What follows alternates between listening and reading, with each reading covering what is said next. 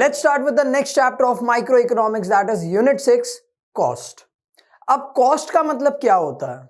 हमें पता है कि कोई भी प्रोड्यूसर जब गुड्स बनाता है तो वो एक पर्टिकुलर प्राइस पे सेल करता है और उसे हम क्या बोलते हैं? उसे हम बोलते हैं सेलिंग प्राइस।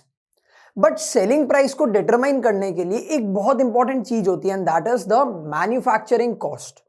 लेट्स से कि कोई गुड्स है जो आप 12 रुपीज में सेल कर रहे हो बट उसकी कॉस्टिंग 15 रुपीज की थी, तो आपको नुकसान हो रहा है। ठीक है, आप 3 रुपीज के लॉस में उसको सेल कर रहे हो। वहीं पे अगर एक गुड है जिसको आप 12 रुपीज में सेल करते हो, यानी उसका सेलिंग प्राइस 12 रुपीज का है और उसका मैन्युफैक्चरिंग कॉस्ट सिर्फ 10 रुपीज का है, that means you are making a profit of 2 rupees. तो कॉस्ट का एक्चुअल मीनिंग क्या होता है? देखो, कॉस्ट का एक्चुअल मीनिंग होता है the total expenditure incurred in producing a commodity. That means एक ऐसा मनी, एक ऐसा कॉस्ट जो कोई भी मैन्युफैक्चरर या फिर कोई भी प्रोड्यूसर को बेयर करना पड़ता है to produce a commodity. Let's say हम बात करते हैं इस पेन की, तो ये पेन का बनाने का जो भी टोटल एक्सपेंडिचर था वो होता है इस पेन का मैन्युफैक्चरिंग कॉस्ट या फिर इस पेन का सिंपली कॉस्ट। समझ में आया?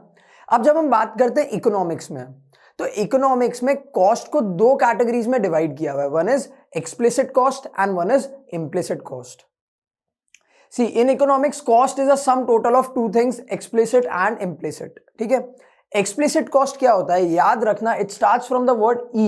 तो E का मतलब explicit, E का मतलब external, I का मतलब implicit and I का मतलब internal। ये चीज याद रखना। explicit cost का मीनिंग क्या होता है? It is the actual money expenditure on input or payment made to outsiders for hiring their factor services. For example, wages paid to the employees, rent paid to the premise, payment of raw materials, etc. Explicit मतलब मैंने आपको बताया external, यानी बाहर के लोग। तो जब भी आप कोई बाहर की चीज या फिर कोई बाहर के लोगों को अपनी ऑर्गेनाइजेशन में इनवाइट करते हो, क्यों? To produce something. ठीक है, अब आप उनको कुछ पेमेंट दोगे, तो वो जो पेमेंट होता है ना, उसको हम बोलते हैं एक्सप्लिसिट कॉस्ट। एक एग्जांपल देता हूं। जनरली हम ऐसा बोलते हैं कि there are 4 factors of production. वो 4 फैक्टर्स कौन से हैं? Land, labour, capital and entrepreneur. ठीक है, लेट्स से आपके पास में एक आइडिया था, बहुत अच्छा आइडिया था, बट आपके पास में लैंड नहीं थी। तो अब आपने क्या किया? आपने अपने ब्रोकर को फोन किया और उसको बोला यार मुझे एक लैंड चाहिए जिसपे मैं मशीन्स और मेरी फैक्ट्रीज को डाल सकूं। तो उसने बोला ठीक है सर। अब वो लैंड आपको फ्री में तो मिलेगी नहीं, आपको कुछ पे करना पड़ेगा और आप क्या पे करोगे? You will pay rent for that land. ठीक है, अब लैंड आ गया। दूसरा फैक्टर क्या है? Labour.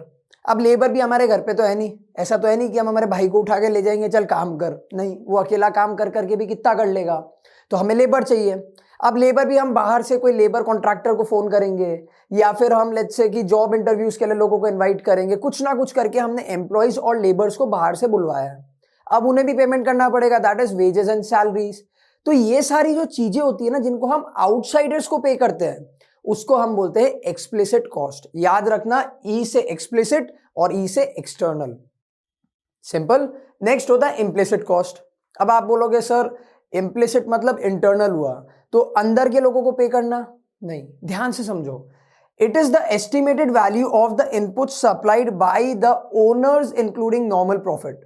For example, interest on own capital, rent of own land, salary of the service of entrepreneur etcetera. देखो लेट्स से कि देयर आर 3 पार्टनर्स। 3 पार्टनर्स ने मिलके एक पर्टिकुलर फैक्ट्री डाली है। ठीक है, एक पर्सन के पास में खुद की लैंड भी थी, उसने बोला चलो ठीक है कि मैं अपनी लैंड भी देने को रेडी हूं, ठीक है, और मैं पैसा भी देने को रेडी हूं। बाकी दोनों पार्टनर्स ने क्या किया? सिर्फ पैसा दिया इन द इक्वल अमाउंट। तो वो जो लैंड है वो एक्स्ट्रा है, तो वो उसके लिए रेंट लेगा। वो बोलेगा आप बाहर वालों को रेंट पे करो, उससे अच्छा मेरी लैंड ले लो, मेरी लैंड पे मुझे रेंट पे कर दो। तो अब rent on the own land मतलब वो उसकी खुद की लैंड थी, बाहर वाले की नहीं थी, तो this will become implicit cost. वो जो लैंड है वो अंदर की है, दैट मीन्स हमारी खुद की है। तो उस लैंड पे जो आप रेंट पे करोगे टू द एंटरप्रेन्योर, वो क्या हो जाएगा? इम्प्लिसिट। लेट्स से कि अब एंटरप्रेन्योर्स ने ऐसा बोला कि हमको कोई एक पार्टनर ऐसा चाहिए जो पूरा टाइम इस ऑर्गेनाइजेशन में ध्यान दे। ठीक है, तो लेट्स से पर्सन ए बोलता है कि चलो ठीक है, मैं अपना जो जॉब है या मैं अपना पुराना वाला जो बिजनेस है उसको बंद करके पूरा टाइम इस बिजनेस में डिवोट करने के लिए रेडी हूं। ठीक है, तो वो लोग बोलेंगे चलो वेरी गुड, तो आप कल से आ जाओ ऑफिस। अब वो बोलेगा यार मैं अपना पुराना वाला बिजनेस बंद कर रहा हूं तो मुझे कुछ तो मॉनिटरी बेनिफिट भी दो। तो बाकी दोनों पार्टनर्स ऐसा बोलते हैं कि ठीक है आप सैलरी ले लो, थोड़ा आप प्रॉफिट तो लो, साथ में आप थोड़ी सी सैलरी भी ले लो। तो सैलरी ऑफ द एंटरप्रेन्योर ये भी किसमें आया, इम्प्लिसिट कॉस्ट। अब लेट्स से कि तीनों एंटरप्रेन्योर ऐसा डिसाइड करते हैं कि जितना जितना कैपिटल लगाया ना उन सब पे इंटरेस्ट मिलेगा। तो इंटरेस्ट ऑन द कैपिटल ये भी क्या हुआ, ये भी बन गया आपका इम्प्लिसिट कॉस्ट। तो समझ में आया, इकोनॉमिक्स में हम लोग कॉस्ट को दो चीजों में डिवाइड करते हैं, explicit and implicit. And what is the total cost, total cost का मतलब होता है the total, the sum total of explicit plus implicit. Simple है, ओके। अब चलते हैं नेक्स्ट टॉपिक पे, that is difference between explicit and implicit cost. Explicit and implicit, सबसे पहले meaning, it is the payment made to outsiders for hiring factor services. मैंने आपको पहले ही बताया जितने भी फैक्टर्स ऑफ प्रोडक्शन होते हैं अगर हम वो बाहर के लोगों से लेंगे, लैंड हम बाहर के लोगों से लेते हैं, लेबर हम बाहर से बुलाते हैं, तो उनको हम जो पेमेंट करेंगे वो कौन सा होगा, एक्सप्लिसिट।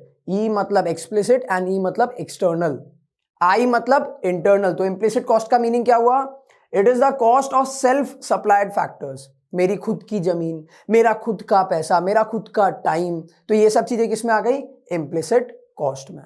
ठीक है, money payment, it involves actual money payment on buying और हायरिंग इनपुट्स।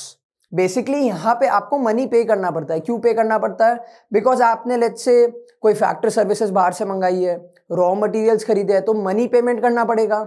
वहीं पे in the implicit cost it involves imputed value of the factors owned by the firm, there is no payment involved।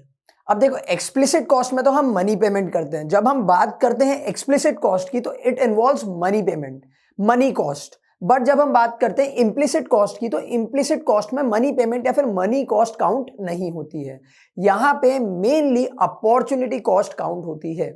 यहीं पे एक और difference मैं आपको बताऊंगा, दैट इज एक्सप्लिसिट कॉस्ट को हम लोग मनी कॉस्ट भी बोलते हैं और इम्प्लिसिट कॉस्ट को हम लोग एक्चुअली इंप्यूटेड कॉस्ट भी बोलते हैं, ये चीज याद रखना।